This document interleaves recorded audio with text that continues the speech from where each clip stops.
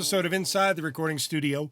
I am Jody Whitesides, and with me as always is Mr. Chris Hellstrom. How are you today, Chris? Doing very well, Jody. How about yourself? I'm feeling sunny. Sunny. You got a little sunny there where you are? Sunny and warm. We are no longer, hopefully, in winter anymore. Oh, that was a quick change. Yeah. How's your day going? Everything good? Yes, I've been out exercising, and I'm ready to talk music now. Nice. What are we talking about today? Where do we start when we're starting a mix? And the order, because this is a process that I think is different for most people. It probably is. But for you and I, it's actually rather similar. I think so. We're very boring that way, that we have a lot of similarities. Yeah, so this would be more of like the process that we go through once we've done all the basic fixes and stuff that we should do before we sit down and mix. And that's something that I believe we've talked about in the past, right? Of course we have, but let's reiterate some of these things. Fixes that need to be taken care of as you're getting into the weeds of doing a mix. Ideally, these things should be done about a day or two before you actually start mixing.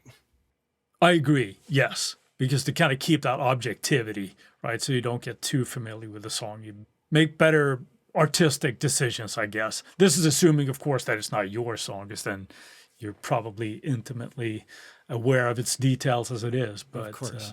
So what are these things? First off, any tuning that needs to be done, do this a few days beforehand.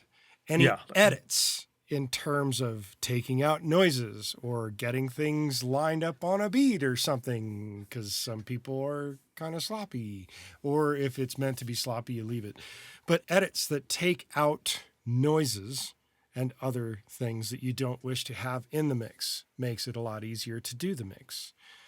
Another item that is really good to do is gain staging properly for your multitracks that would be going to your actual mix template, should you be doing that. One thing that you and I also like to do is color coordinate all your tracks.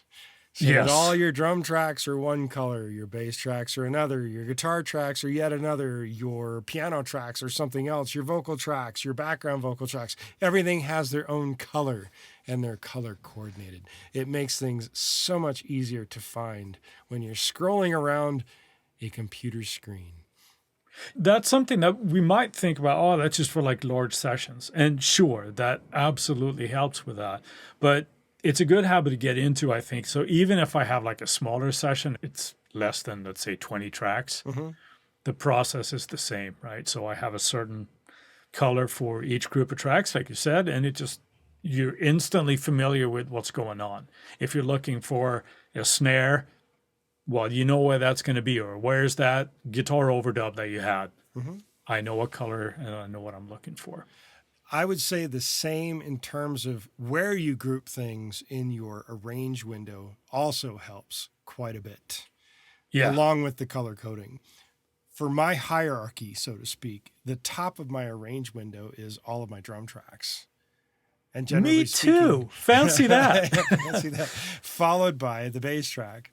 And then after that is usually the guitar tracks. After the guitar tracks, going further down the screen, usually the virtual instruments, the pianos, the orchestrations, all of those things. Finally come the lead vocals, then the background vocals. That's my grouping order of things, generally going down my screen. And I'm assuming yours is very, very similar. I am very, very similar. So it's not even worth going into any differences. But the only thing that I do, that I'm not sure that you and I do the same way, is I have a grouping for percussion stuff. Yes, I don't technically usually group out the percussion separate from all of the drums, so to speak.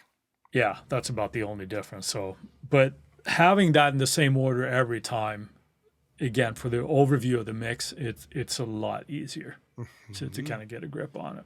And we call that stuff the general management of your tracks, your multi-tracks, that is. Exactly. Because of all that general management, how long does it generally take you to put that together for a session? Well, the honest answer would be it depends on how much of a mess I'm actually dealing with. Sure. But hopefully it's pretty quick. Let's say that somebody gives you your tracks, your multi-tracks on a silver platter. They're all properly named. They're not funky, weird named files like audio 1, audio 455, take 40. You know exactly what it is you're getting. Yeah. What's your rough estimate in time? 5 minutes, 4 minutes, 10 minutes, 15 minutes? Yeah, I would say, I mean, if there are no tuning issues or anything like that, it takes me 10 minutes to do it, right? Depending on the size of the track. But just to kind of massage it into a way that I like to have it when I work. Sure. The thing that can take a little bit more time besides the tuning and stuff is if I start going into like consolidating tracks. So let's say there, for example, there's a verse guitar and there's a chorus guitar and they're the same sound. I will consolidate that, and I will do the same thing for like lead vocals. That's something that you and I do a little bit differently. But if that obviously extends that a little bit. But the bottom line, I think, is what you're kind of asking for. Is like, it's not very time consuming.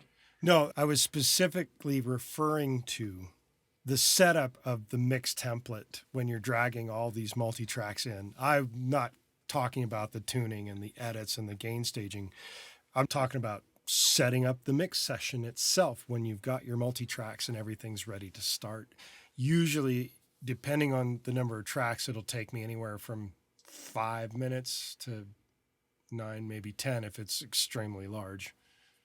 Yeah, it's not a process. And I mean, it's just the better prepared the tracks are when they arrive on your desk or on your drive, or as it were, the easier it gets, right? Sure. Now I just want to kind of pop it into my mix template and off we go.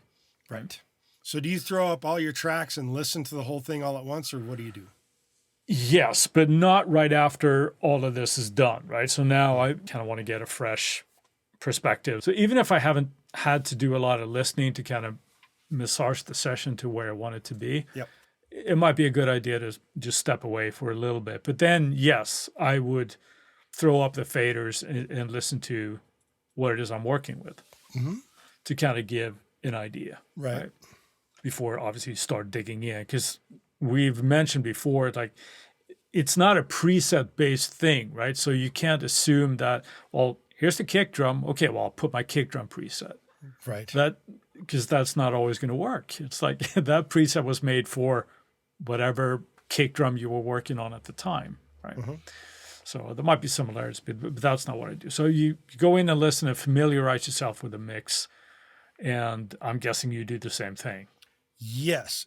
If it's something that I have worked intimately from start to end, yes. If it is something I'm getting from someone else, there is a question and possibly a conversation that starts prior to all of that.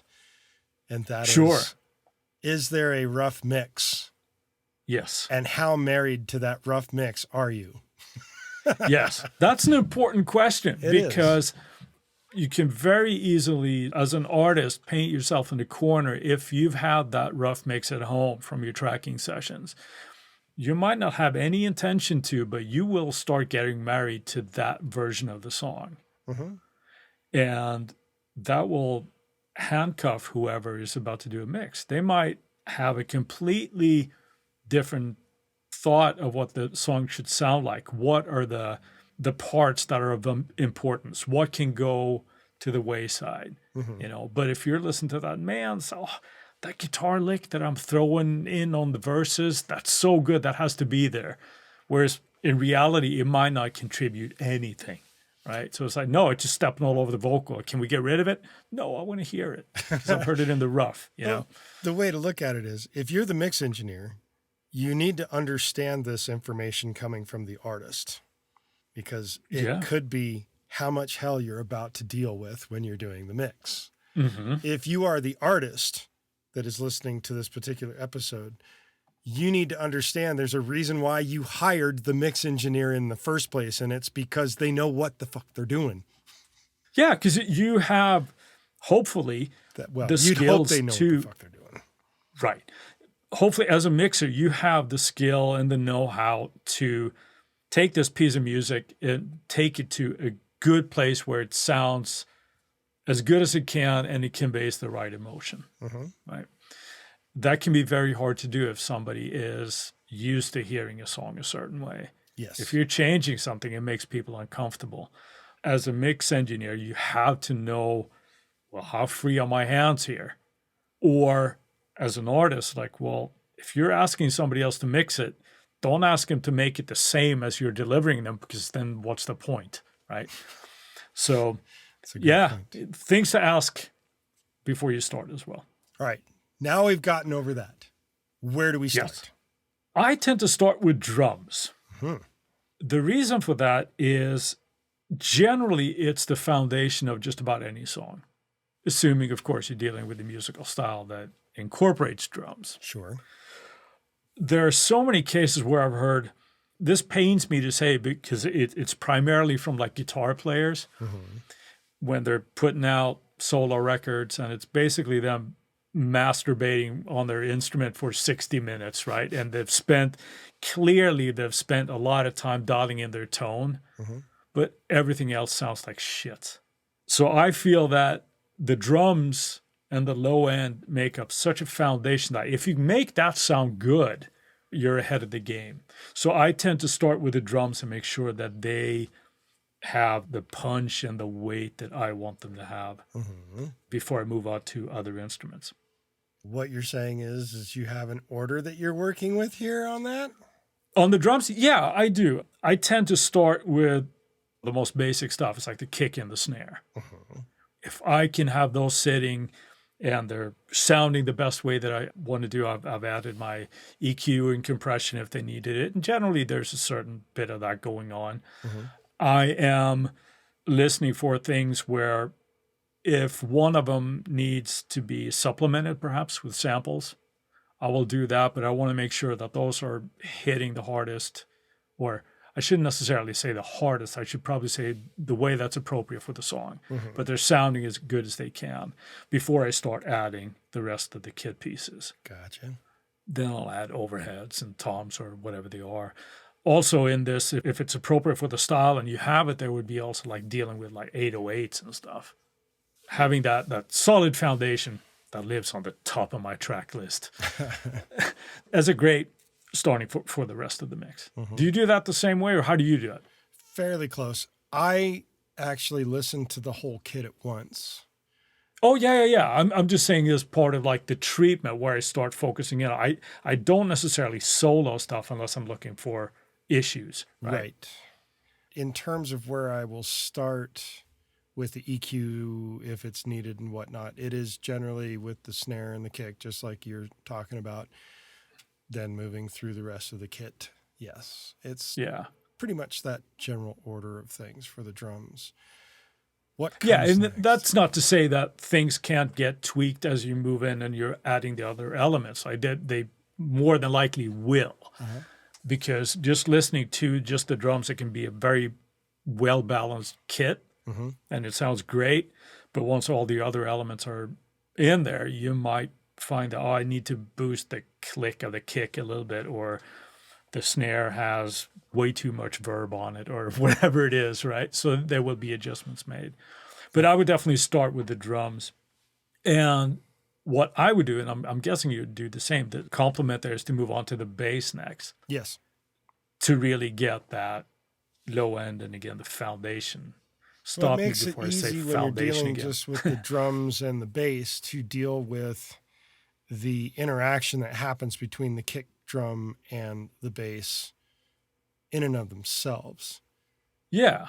And I mean, this is when you would go in and you would look if the low end of the bass and the kick are stepping over each other. That's where you might deal with, if you're able to just fix that with some EQ and cutting and boosting certain frequencies, or if it's like a sidechain situation that you might need to duck the bass out of the kick, or however you choose to deal with that. But when you can hear that interaction this early on in the mix, you're hedging your bets, and I think everything else would kind of come together a little bit easier.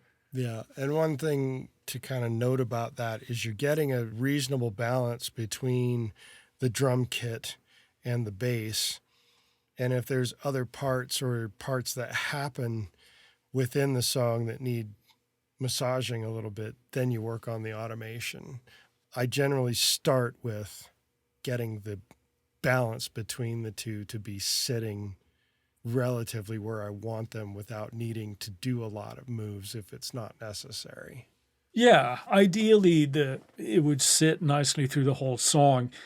Was it last week or whenever we talked about like fixing holes in the mix and stuff? That's kind of what we're discussing there as well, where there might be sections of the song where there's a bass fill and you're listening through it, and perhaps again just with the isolation of like the kit and the bass, it might sound fine, but when all the other elements are there, there's some automation that might happen on the bass, on that fill or whatever happens to be, or a note is sticking out at a certain point, you'll dip that a little bit. So that will happen later, but having that overall balance at this stage, I think is the way to go.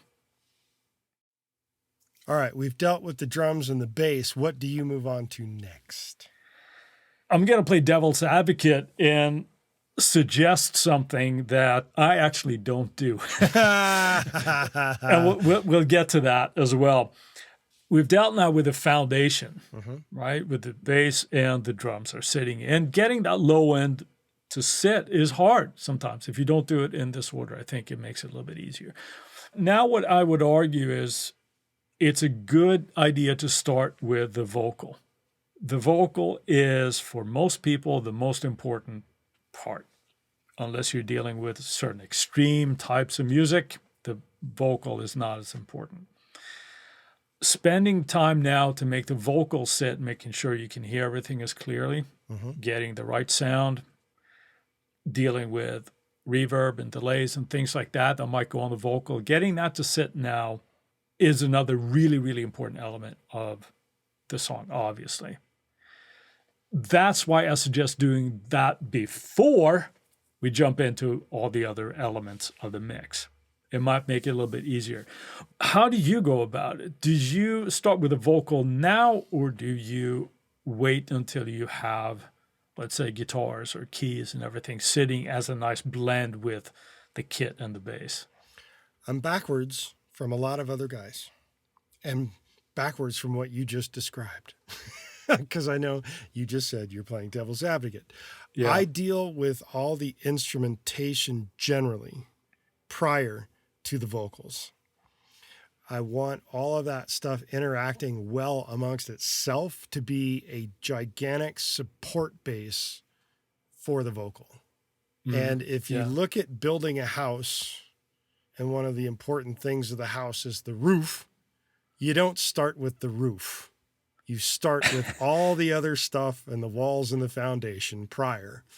That's the analogy I'm going to make right there. I look at the vocals being the roof.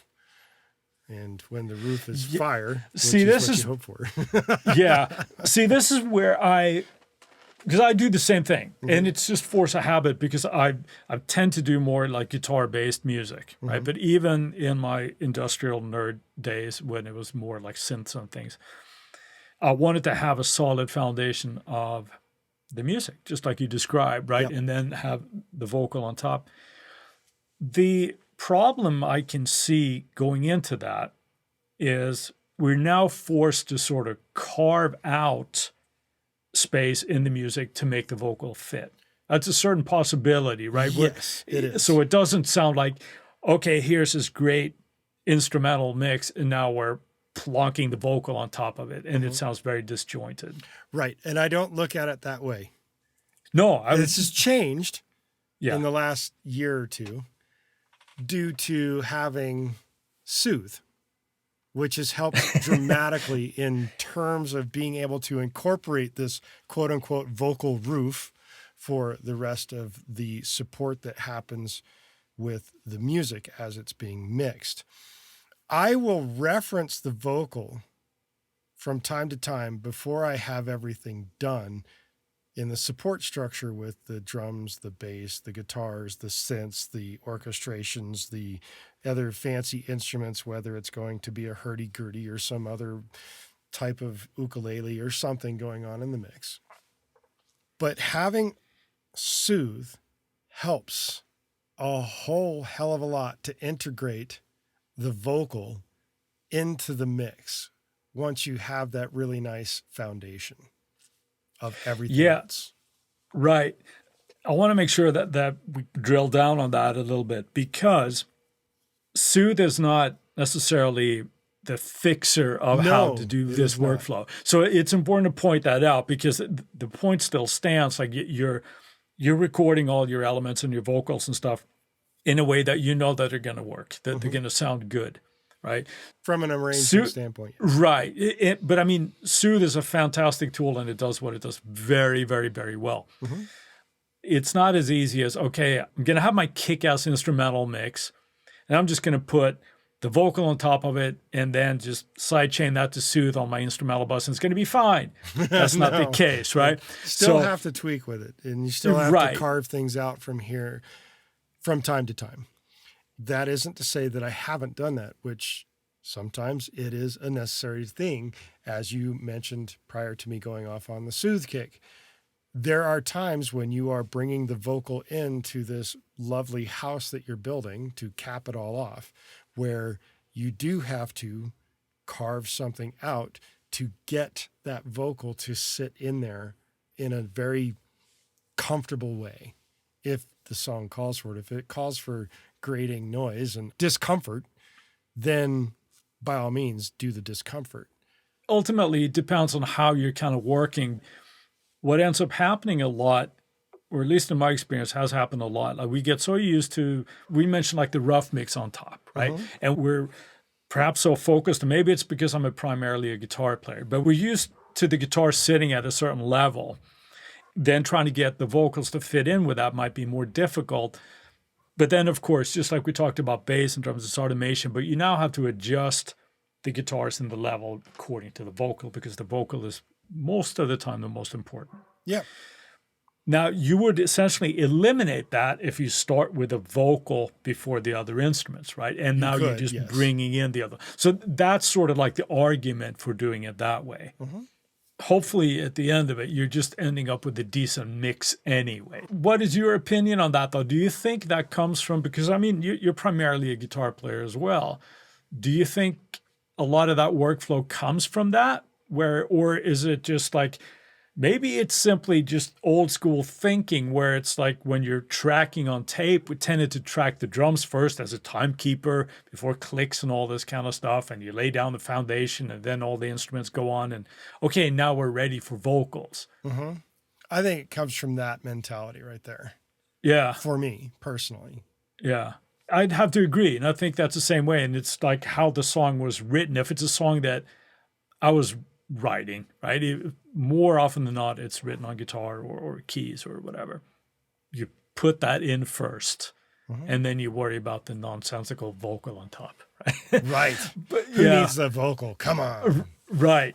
I can see both cases. That's what I mean. Well, I'm playing devil's advocate here. I would argue for most people that they should start with a vocal and then worry about the other instruments to sort of supplement that, because now you have hopefully a really good vocal sound, a really good foundation. Now you're just kind of filling in the melodic instruments around it to kind of not step over that vocal and have the impact that you want. That does make good sense. Right. Let's move on to our Friday finds. Chris, what have you got this week? Well, we've been talking about drums and all sorts of fun things here. TuneTrack.